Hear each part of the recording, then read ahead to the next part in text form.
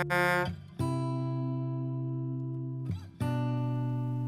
morning and welcome to Nuts and Bolts. My name is Victor Baba Emmanuel Aligo, and today I want us to delve into a highly or extremely controversial subject matter, which is constructive anger. Now, I really wish that I could tell you that there is a single bullet to anger, or there is a panacea, or there is a prescription for anger, but truth be told, there is no insulation against anger. And I'm sure just like any other human being, you have gone through anger and anger management, so to speak.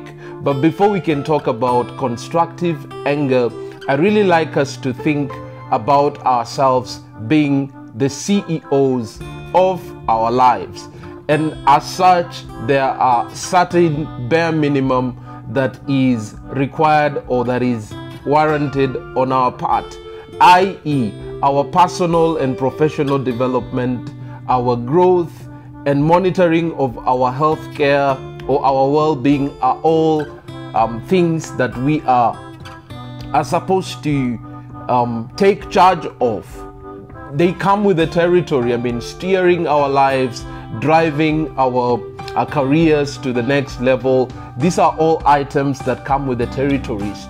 They are demanded of us as CEOs of our lives. So looking at it from that perspective, anger, like I said earlier on, anger is something that there is no insulation. We cannot insulate against anger, but nonetheless, there are remedies that we can put in place to take anger as a fuel for good, and that is what constructive anger is all about. It's picking up anger and using it as a fuel to do something good for our communities, to do something good for our organizations, or even to do something good for our own well-being. So in a nutshell, that's what a constructive anger is all about. And maybe allow me to use a metaphor that goes as follows, that it's not the iceberg or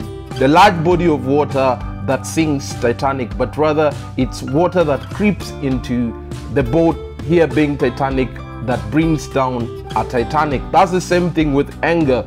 It's how we use it. You can choose to use it as a fuel for good, or it can destroy you. It's really one of two things. It's either constructive anger or destructive anger. And obviously, destructive anger will take you down a trajectory of depression, or it could plunge you into a pit of self-pity pie, which is not good for your well-being. So constructive anger is important. We need it as an energy. It is something that we all need to push and to challenge us. Thank you.